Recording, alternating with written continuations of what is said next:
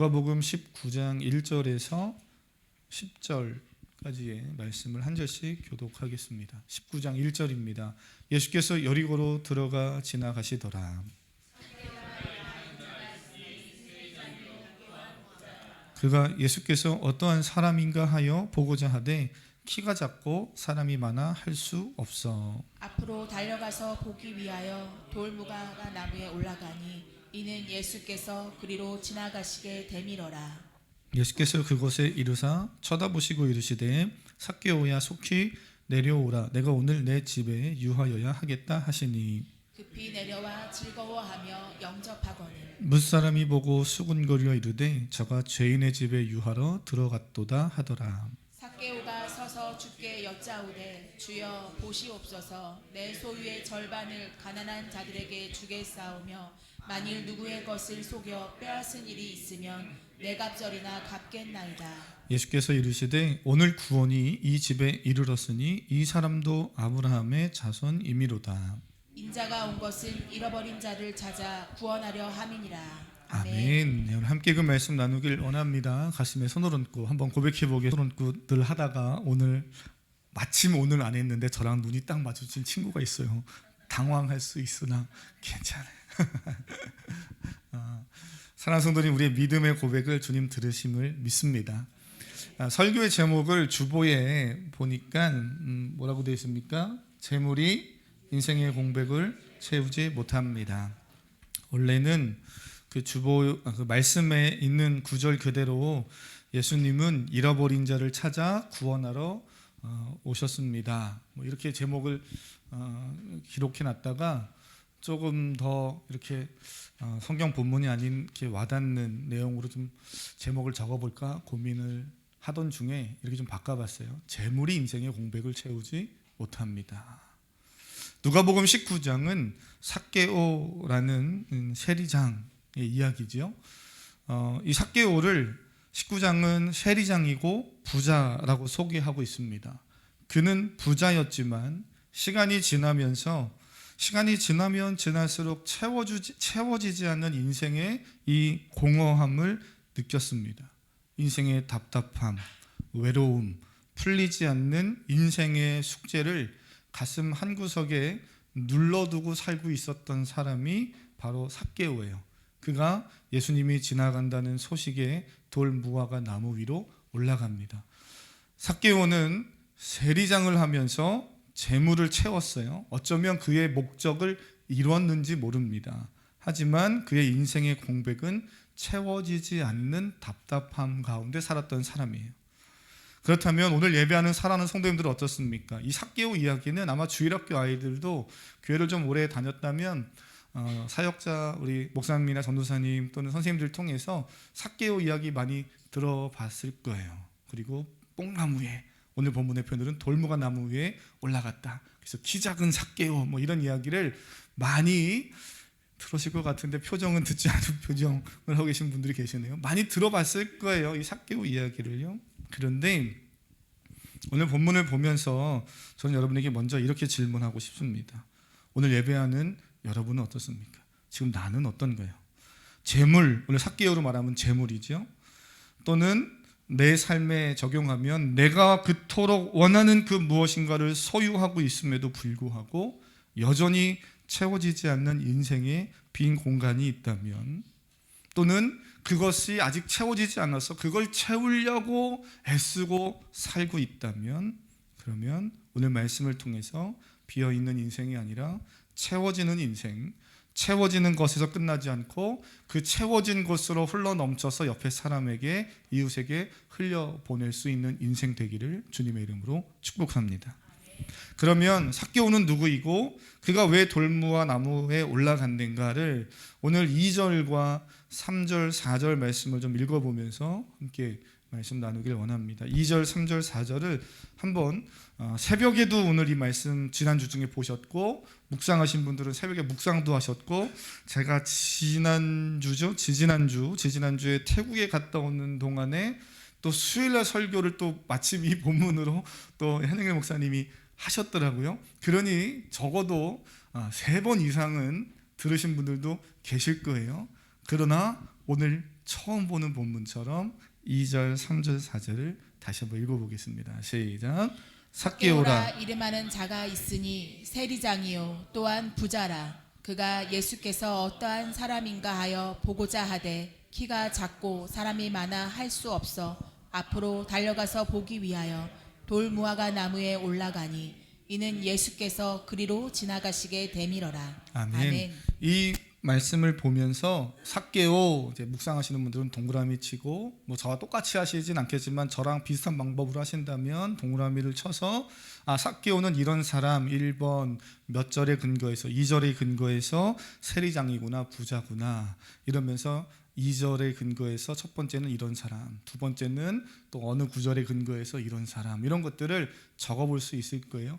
저도 제 큐티책에 3개에 한 3가지, 4가지 이렇게 적어놨는데, 물론 더 찾으려면 찾을 수도 있겠지만 한 3가지 정도만 오늘 짧게 보려고 합니다. 첫 번째는 뭐 드러나 있는 내용이죠. 2절에 뭐라 그럽니까? 세리장이며 부자였다 그럽니다. 삭개오는 어떤 사람이라고요? 세리장이면서 부자였다. 당시 유대 민족은 로마 제국의 지배 아래 있었고, 로마는 유대인들에게 당연히 돈을 가져와야 되니까요.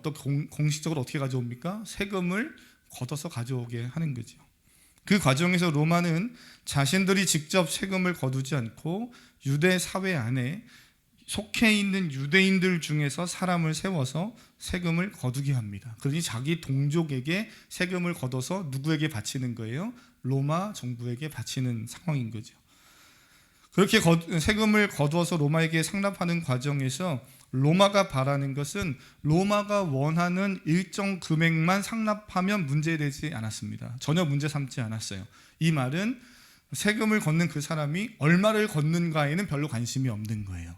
뭐만 채워주면 돼요? 로마가 원하는 액수만 채워주면 되는 거죠. 이 일을 했던 사람이 우리가 성경에서 잘 아는 세리라는 그런 직업을 가진 사람들입니다.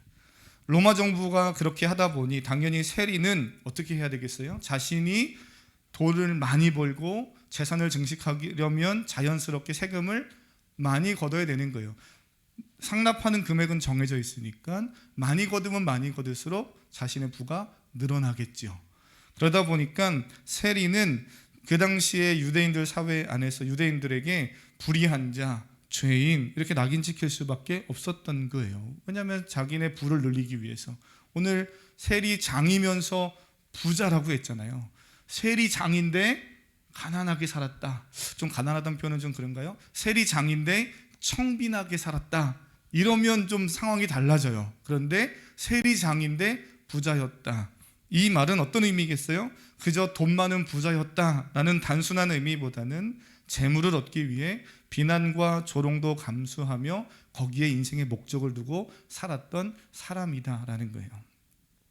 남들의 비난과 조롱의 귀를 막고 자신이 원하는 재물을 얻어서 부자가 된 삭개오는 오늘 말씀을 보면 그 이후에 뽕나무로 올라가 돌무화과 나무 위로 올라가서 예수님을 보려고 합니다. 그가 뭐가 아쉬워서? 그가 원하는 것을 얻었잖아요. 근데 뭐가 아쉬워서 그가 그렇게 예수님을 보기 위해 나무 위로 올라갔을까? 이 사실을 묵상해 보면 삭개오는 어떤 사람이었는가 하는 것을 또 한 가지 발견하게 됩니다. 두 번째, 삭개오는 자신이 원하는 것을 소유하고 있긴 하지만 인생의 부조리로 괴로워하고 있었던 사람이에요. 뭐 때문에 괴로워한다고요? 네, 인생의 부조리. 갑자기 웬 부조리? 잘 안 와닿을 수 있어요. 왜냐하면 일상에서 부조리라는 단어 언제 사용하십니까? 사용하지 않고 사십니까? 사실 별로 부조리란 말 잘 사용 안 할 수도 있어요. 또는 부조리한 일을 안 만나봤을 수도 있습니다. 다행이죠. 근데 인생을 살면서 부조리하다 언제 써요? 이치에 맞지 않을 때, 불합리한 일을 만날 때. 근데 우리가 그러잖아. 야, 부조리해. 이런 부조리한 사회를 다 갈아엎어야 돼. 뭐 이런 이야기들을 할 일도 없으셨고 하지도 않고 사시는군요. 근데 우리가 인생을 살다 보면 그런 일 만날 때 있잖아요. 근데 이게 이제 실존주의 철학으로 넘어오면 부조리라는 표현을요, 이럴 때 사용해요. 삶이 도무지 설명되지 않을 때, 나의 이성, 나의 상식으로 삶이 도저히 설명되지 않을 때, 그 설명되지 않는 상황을 해결해 보려고 애쓰고 노력하고 힘쓰는데 그래도 답답한 절망이 도무지 풀리지 않아서 인간의 한계를 느끼고 무기력함을 느낄 때, 그럴 때 내 인생은 부조리하다 이렇게 말합니다. 그러면 이거를 이렇게 오해하시면 안 돼요. 인생이 부조리하다는 말은 갑작스럽게 큰 문제를 만난 사람, 갑작스럽게 우리 최근에 미얀마에 그 강진이 와가지고 많은 사람들이 어려움을 지금 겪고 있잖아요. 우리나라도 산불이 그 작은 불씨가 그렇게까지 확산돼서 못 끌 줄 우리가 알았나요? 그런 예상치 못한 어떤 자연재해를 만난 사람, 큰 사고를 만나서 갑작스럽게 인생이 확 바뀐 사람, 사업이 부도났다는 어떤 절망 같은 일을 겪은 사람, 그런 사람들만 인생이 부조리하다고 말하는 것인가? 그런 사람만 부조리한 인생을 만난 것인가? 그런 의미는 아니에요. 특정 사람만 겪는 일이 아니라 실존주의 철학자들은요, 인간은 모두가 다 부조리함을 마주하고 산다 이렇게 말해요. 별로 인정하고 싶지 않을 수도 있어요. 이런 겁니다. 특별한 사건과 사고를 겪지 않아도 세상 속에서 인간은 모두가 존재적으로 부조리함과 마주칠 때가 있어요. 여러분 어떻습니까? 우리 어른들은 둘째치고 우리 아이들, 우리 초등학교, 중학교, 고등학교 정도의 우리 10대 아이들, 그리고 초등학교, 중학교 아이들 어떻습니까? 저 아이들은 부조리가 있을까요? 인생을 살면서 부조리를 만난 적이 있을까요? 없어요. 할렐루야. 우리 아이들을 역시 은혜롭게 보시는. 네. 우리 아이들 대답해봐요. 인생에 답답한 일 만난 적 있어요? 없어요? 네. 저 아이들 나름대로 야 니네들이 무슨 인생의 답답함을 만나냐, 인생의 무슨 부조리를 니네가 경험하냐, 뭐 이럴 수 있어요. 그런데 모든 인생은 돌아보면 우리 성도님들도 내가 10대 때 왜 내가 이런 일을 왜 겪지? 왜 나만 이런 일을 만나지? 하는 그런 인생의 답답한 순간, 풀리지 않는 숙제. 그래서 저희 둘째가 그랬나요? 아주 어릴 때인데 언젠가 그러더라고요. 인생이 왜 이렇게 쓴 거야? 그래요. 도대체 뭐가 쓴 건지 모르겠지만 본인은 기억도 못할 거예요. 인생이 왜 이렇게 쓴 거야? 그 아이들 나름대로 인생이 쓰다라고 말하는 그런 일들을 만납니다. 청년들은 자신의 힘과 능력을 키우고 세상과 맞서 싸워보며 뭔가 자신의 꿈을 이뤄가려고 애를 쓰지만 눈 떠보면 세상이 너무 빠르게 변하고 있어요. 너무 세상이 커진 것 같아서 그 세상 앞에서 내가 당당히 서 있는 것이 때로는 힘들 때가 있고 버거울 때가 있죠. 우리 성도님 안 그렇습니까? 자녀를 낳고 키우는 젊은 부부들도 그런 일을 만날 수 있고, 인생을 오랫동안 사신 우리 권사님이나 인생의 오랜 노하우를 가진 성도님들도 적지 않게 인생이 쉽지 않아서 답답함을 느낄 때 있습니다. 삭개오는 호기심만으로 예수님을 만나려 한 것이 아니에요. 예수님에 대한 단순한 호기심이 그를 돌무화과 나무까지 올라가게 한 것이 아닙니다. 삭개오도 인생의 부조리와 마주하고 있는 거예요. 그가 마주한 인생의 부조리는 뭐겠어요? 부자는 됐을지 몰라요. 자신이 원하는 것을 얻었는지는 모릅니다만 민족에게 버림받아 홀로 남겨진 것 같은 외로움이 있습니다. 주위의 사람들이 돈은 벌어서 내가 밥도 사주고 같이 좀 교제하자고 하는데 주변의 사람들이 밥을 먹으면서도 뒤를 돌아서면 수군거리는 것 같아요. 그 소리에 잠을 이루지 못하는 시간이 늘어나기 시작했을 겁니다. 자연스럽게 고민하게 되죠. 나는 누구지? 내가 왜 이렇게 살았지? 내가 지금 원하는 것을 얻은 것 같지만 내가 정말 잘 얻은 것인가? 잘한 것인가? 더 자신의 재물을 그럼 소유해 보려고, 그 공백을 채워보려고 여러 가지 방법들을 노력해 봤을 겁니다. 그런데 해결되지 않는 거예요. 그때 예수님이 마침 여리고를 지나가신다 하는 소문을 듣게 되죠. 호기심이 아닙니다. 인생의 깊은 갈증과 고민을 해결하고 싶었던 삭개오는 예수님이 지나가신다는 소식에 돌무화과 나무 위로 올라갈 수밖에 없었던 거예요. 그가 오랫동안 풀지 못했던 마음속 깊은 곳의 고뇌, 나 누구고, 이렇게 살아가는 나 자신은 무엇을 위해 살았고, 내가 지금 잘하고 있는지, 앞으로 어떻게 해야 되는지, 인생의 숙제를 풀기 위해선 일단은 예수님을 만나 봐야겠다는 마음의 갈망이 있었던 거죠. 3절은 이렇게 표현하잖아요. 그가 예수님께서 어떤 사람인가 보고자 하되, 그 이유 하나로 올라간 거예요. 예수님 만나면 뭐가 되겠지, 뭐 돈을 더 벌 수 있겠지, 부자 되겠지, 이런 거 아니고요. 예수님 만나면 자신 안에 있는 깊은 인생의 숙제가 풀어질 것 같은데, 어떻게 풀릴진 모르겠는데 일단 예수님을 좀 만나봐야겠다는 갈급함이 그에게 있어서 예수님이 어떤 사람인가 보고자 하되 올라갔다는 겁니다. 많은 사람들이 삭개오처럼 인생의 깊은 고민을 마주하는 순간까지는 가는 것처럼 보여요. 제가 볼 때 많은 사람들이 거기까지는 가는 것 같습니다. 사람들은 인생의 문제를 풀기 위해 또한 그 지점에서 다양한 노력들을 하지요. 결혼도 해보고, 돈 많은 남자 또는 내가 원하는 이쁜 여자 만나서 가정을 꾸리고, 좋은 차도 사보고 싶고, 여러 가지를 다 해봅니다. 삭개오처럼 재물에 인생을 거는 사람도 있을 거고요. 공부하여 좋은 대학을 가는 것, 남들이 부러워할 만한 직장에 취업하는 것, 성공한 사업가가 되는 것, 남들이 말할 때 어쩜 그렇게 인생을 멋지게 살아요 하는 그런 사람으로 보여지기 위해서 SNS에 매일마다 옷을 갈아입고 이쁜 거 올려놓고 사진 찍는 것, 다양한 방법으로 사람들이 살려고 노력합니다. 목적 없이 그냥 사는 것보다는 나름대로의 인생의 의미와 목적을 설정하고 노력하는 것, 그것을 성취해가는 것 훨씬 잘하는 일인 것은 우리가 다 동의하죠. 그런데 여기서 놓치지 말아야 할 중요한 것이 있습니다. 삭개오는 그 놓치지 말아야 할 것이 무엇인지 사실은 잘 모르고 살았어요. 정말 핵심은, 알맹이는 놓치고 그 주변의 것만 채우느라고 정신없이 살았습니다. 그것이 뭡니까?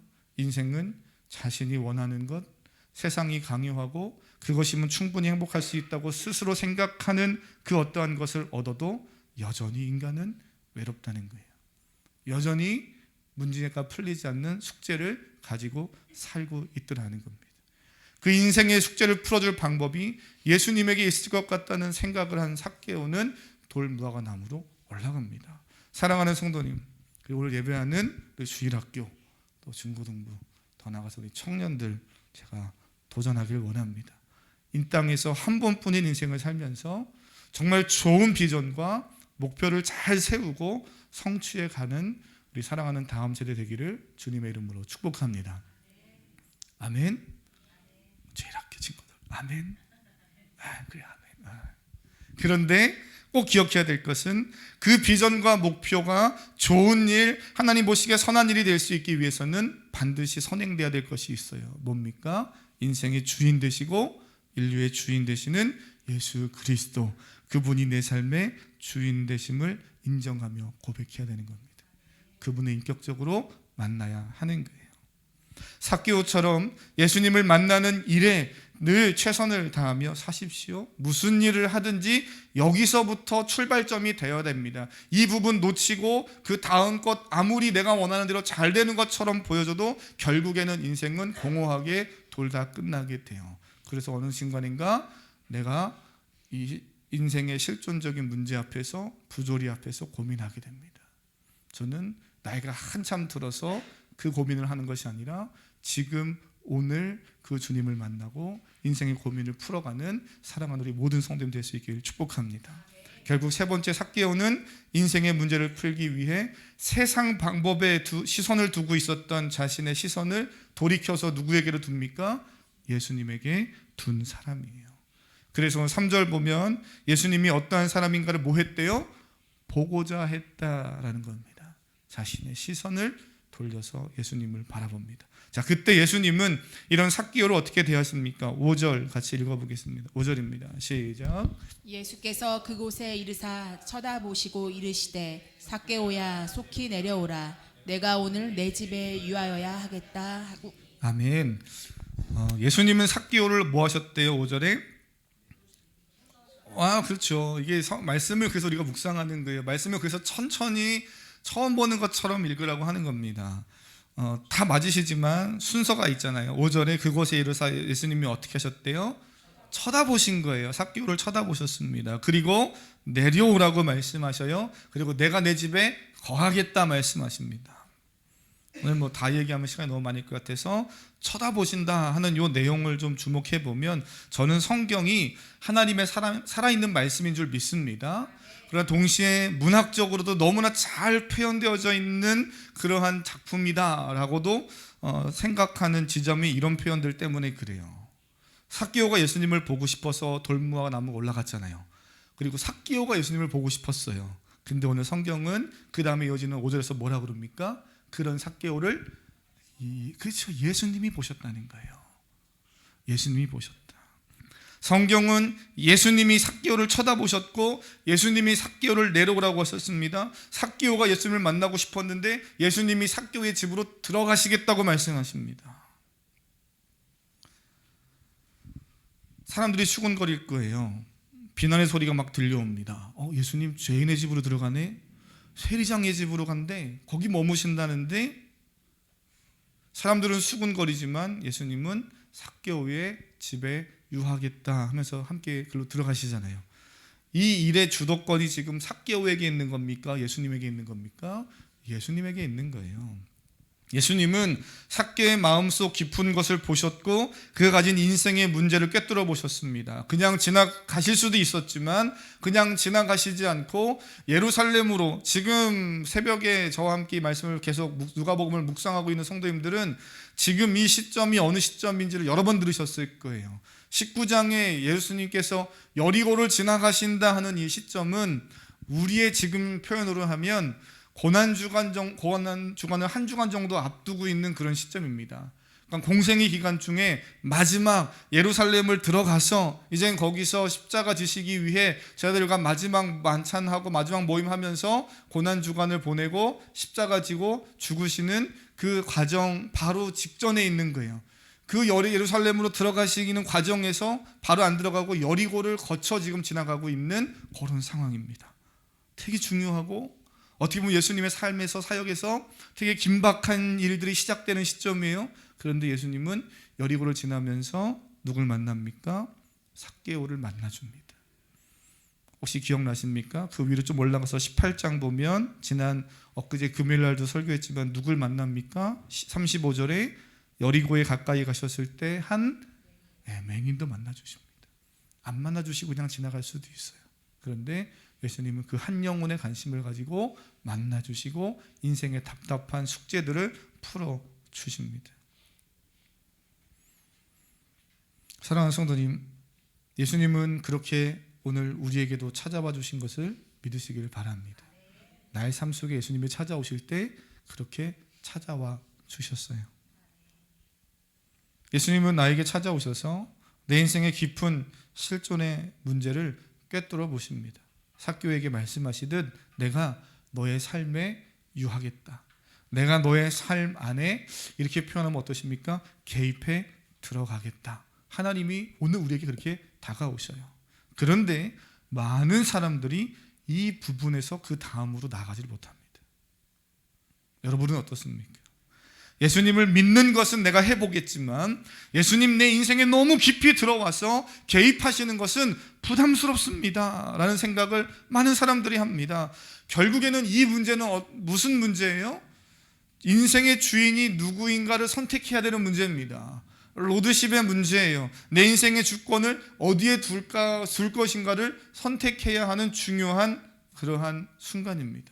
근데 많은 사람들이 교회는 다니고 신앙생활을 하고 헌금도 하고 때로는 내가 좋아하는 봉사도 하는데 하나님 거기까지는 내가 할 수 있는데 내 인생에 개입해 들어오셔서 주인 되시려고 하고 내 삶의 주인 된 자리를 예수님께 내어놓는 것까지는 내가 조금 부담스럽습니다 라고 느끼는 그러한 분들도 있습니다. 삭개오는 지금까지 물질이 자신의 주인이었죠. 재물을 많이 소유하고 부자 되는 삶이 인생의 목표이고 의미였습니다.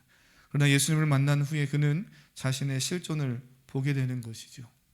세상 것으로 포장하지 않은 자신을 포장하려고 요즘 우리로 보면 SNS에 평상시에는 그냥 편한 이렇게 목 이만큼 늘어진 티 입고 있는 게 내 모습인데 다른 사람들한테 잘 보여지는 모습 찍으려고 1년에 한 번 입을까 말까 하는 옷, 먹을까 말까 하는 테이블에 세팅 이런 거 해놓고 이쁘게 이렇게, 요즘 이렇게가 아니죠. 이렇게 하고 사진 찍고 하는 거 올려서 나는 그런 사람이야 라고 포장하며 살잖아요. 근데 이런 것이 다 벗겨진 채, 요즘 아이들 표현이 그런 것 같아요. 날 것 같은 상태로 자신이 하나님 앞에, 예수님 앞에 드러나는 순간을 마주합니다. 예수님을 만나면 모든 사람은 이 과정을 겪습니다. 저도 그랬고 오늘 예배하는 성도님들 다 그랬을 겁니다. 그래서 가장 먼저 고백한 게 뭐예요? 주님, 나는 그렇습니다. 죄인입니다. 베드로가 뭐래요? 나를 떠나소서. 이사야 선지자, 예레미야 선지자 다 하나님, 나 같은 존재가, 나 같은 어린아이가 이런 고백을 했던 거죠. 자신의 실체를 보기 시작하는 거예요. 지금까지 좋은 옷으로, 학벌로, 사회가 부여한 집이나 권력으로 자신을 포장하고 살았는지 몰라요. 그런데도 불구하고 외로웠습니다. 그런데도 불구하고 공허함이 생겼어요. 그래서 더 화려한 것으로, 더 좋은 것으로 채우려고, 포장하려고 살아가는 것, 그것이 예수님 없는, 복음 없는 삶의 모습이죠. 그런데 예수님을 만나는 순간 이 모든 것이 다 벗겨지기 시작합니다. 내가 누구인지, 지금 나의 상태가 어떠한지가 적나라하게 보여지는 거죠. 누가 보는 거예요? 내가 나를 보는 겁니다. 사랑하는 성도님, 지금까지 내가 나를 잘 안다고 생각하지만 예수 그리스도를 인격적으로 깊이 만나보지 못한 사람은 정말 내가 누군지를 잘 모르고 사는 거예요. 성경에 만난 많은 사람들이 그렇게 예수님을 만나고 자신이 있는 모습 그대로를 봤습니다. 더 나아가서는 자신이 뭘 해야 되는지를 발견하게 돼요. 그래서 결단하고 삶의 변화까지 이어지는 모습을 성경에서 많이 보죠. 요즘 풍성한 삶의 첫걸음, 양육을 이제 계속 하는 그 시즌이다 보니까 양육하는 이야기들을 자꾸 하게 되는데요. 양육 받으시는 성도님들 기억하실 겁니다. 복음을 듣고 구원받은 성도, 회심한 성도의 삶에 나타나는 특징 3가지가 있다고 그랬어요. 뭡니까? 그렇죠. 믿음의 내용이 다 동일하죠. 믿음의 내용이 확실하다. 2번째 뭐예요? 삶의 변화가 있다. 3번째, 공동체 소속돼서 함께 예배하잖아요. 그 중에 삶의 변화. 오늘 삭개오도 예수님을 만나고 삶의 변화가 일어났던 거예요. 8절 한번 읽어보겠습니다. 8절입니다. 읽고 마치겠습니다. 8절입니다. 시작. 삭개오가 서서 주께 여짜오되 주여 보시옵소서, 내 소유의 절반을 가난한 자들에게 주겠사오며 만일 누구의 것을 속여 빼앗은 일이 있으면 내 갑절이나 갚겠나이다. 아멘. 삭개오의 이 고백은 일회성, 단회성으로 끝나지 않았을 것이라고 저는 확신합니다. 여러분 동의하시나요? 삭개오의 이 고백은 그날 한 번 하고 끝나지 않았을 거예요.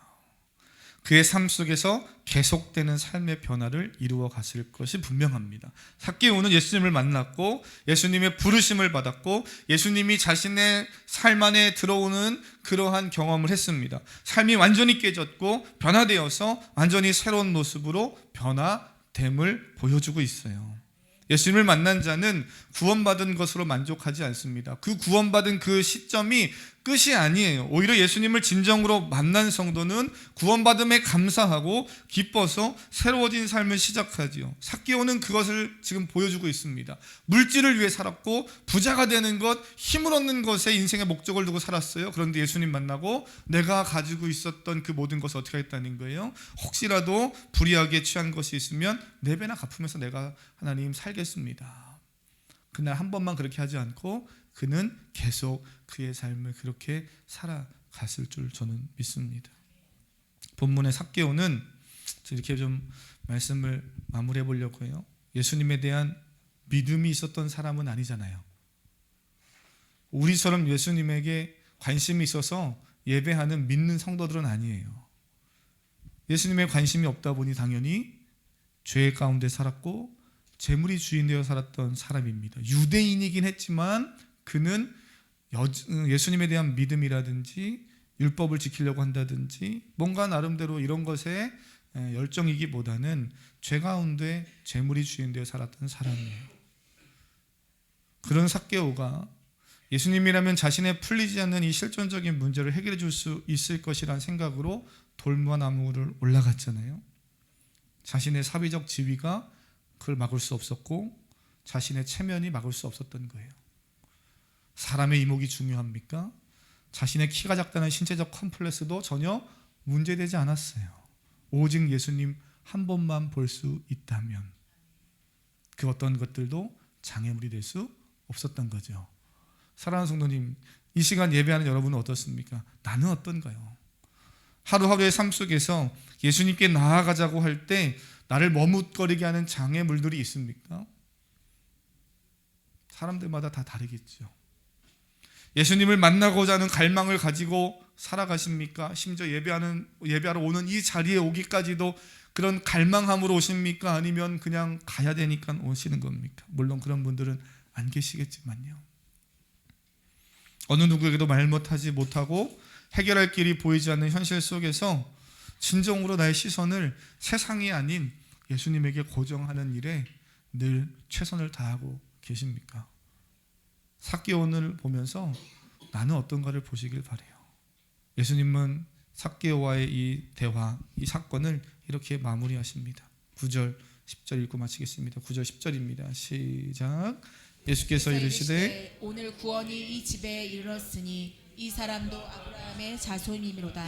인자가 온 것은 잃어버린 자를 찾아 구원하려 함이니라. 아멘. 예수님은 잃어버린 자를 버려두지 않으시는 줄 믿습니다. 반드시 찾으시고 구원하시는 분이시에요. 지금도 그 잃어버린 자를 찾고 계십니다. 그렇게 우리를 찾아오셨고 우리도 그 예수님을 만난 이후에 또 그렇게 잃어버린 자를 찾고자 하는 일에 우리도 힘쓰며 살아가야 하는 거죠. 다음 주 아까 광고해드린 대로 종료주일이고 그 종료주일이 지나고 나서부터는 고난주간 그리고 부활주일입니다. 이번 주 그리고 또 다음 주 이렇게 한 2주 정도 부활주일 앞두고 남겨진 시간 동안 한번 고난주간이어서 예수님의 고난을 우리가 평소 많이 생각하는데 이번 올해의 이 고난주간을 준비하면서는 잃어버린 영혼에 대한 하나님의 마음을 좀 한번 생각하면서 이번 한 주간 그리고 다음 주 고난주간 이렇게 보내보시면 좋겠습니다. 그래서 종료주일이긴 하지만 제가 다음 주에는 그 선교주일 예배로 좀 드리면 어떨까 하는 마음이 있어요. 특별하게 무슨 행사를 한다기보다는 잃어버린 자를 찾고자 하는 그 예수님의 마음을 가지고 우리 교회가 선교하고 있는 일들은 무엇이고 또 우리 성도님들이 각자 선교금도 하시고 하시는데요. 우리 가정이 하나님의 마음으로 선교하고자 하는 나라 또는 민족 대상들이 있는가 이런 것도 좀 생각해 보면서 예수님의 고난만 생각하지 마시고 왜 고난 받으셨고 왜 오셨는가를 생각하며 아마 다음 주에는 한번 선교주일 예배 그래서 좀 작정도 하고 기도도 해보는 그런 예배 가져보려고 합니다. 사랑하는 성도님, 예수님을 깊이 만나고 예수님과 동행하는 한 주간 되시기를 주님의 이름으로 축복합니다. 이 찬양 그래서 한번 좀 고백해 보길 원합니다. 여호와께 돌아가자라는 찬양인데요. 이 가사를 한번 천천히 고백하면서 예배 자리에 있지만 예수 그리스도가 내 삶에 온전히 개입해 들어오시는 걸 주인 되시는 것을 아직도 100% 완전히 허락하지 않으신 분들이 있다면 한번 오늘 결단하시고 내 주변에 또 예수님을 만나야 되는데 여러 장애물 때문에 막혀 있어서 머뭇거리는 주변의 지인들이 있다면 그들을 위해서 함께 기도하는 그런 시간 갖기를 원합니다. 고백하겠습니다.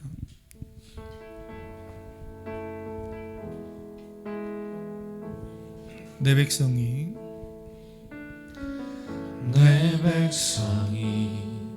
나를 떠나 돌아섰지만 내 사랑이 내 백성을 내 사랑이 내 백성을 포기 못하니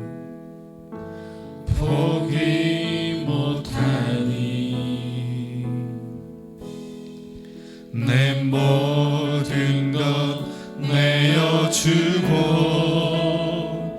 나 그들을 얻으리라. 여호와께 돌아가자. 여호와께 돌아가자. 우린 돌아서도 그는 변치 변치 않네 여호와께 돌아가자. 우린 넘어져도 그 사랑 영원하네. 우리 믿음으로 처음부터 가사를 고백하면서요 천천히 한번 고백하겠습니다.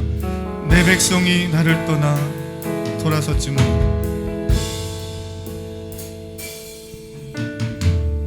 내 백성이 나를 떠나 돌아섰지만 내 사랑이 내 백성을 포기 못하니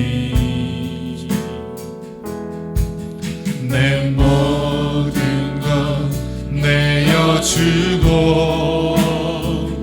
나 그들을 얻으리라. 여호와께 돌아가자. 우린 돌아서도 그는 변치 않네 여호와께 돌아가자. 우린 넘어져도 그 사랑 여호와께 돌아가자. 여호와께 돌아가자. 우린 돌아서도 그는 변치 않네 여호와께 돌아가자. 우린 넘어져도 그 사랑 선포합니다. 사랑은 오래 참고 자신을 내어주네. 서로 사랑할 때 세상은 주보내. 사랑은 절대 우리 한 번 더 사랑은 오래 참고 사랑은 오래 참고 주님의 사랑이 그렇습니다.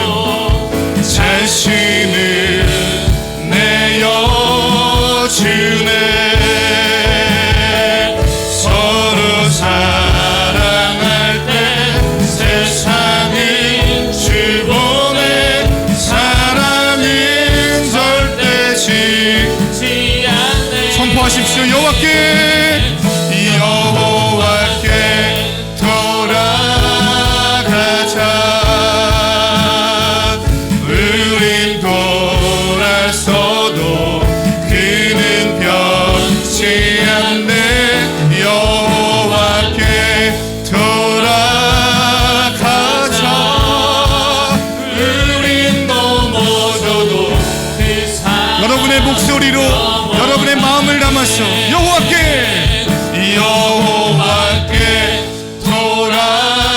돌아가자. 우린 돌아서도 그는 변치 않네 여호와께 돌아가자. 우린 넘어져도 그 사랑 우리 마지막으로 여호와께 돌아가자. 우린 넘어져도 그는 변치 않네 여호와께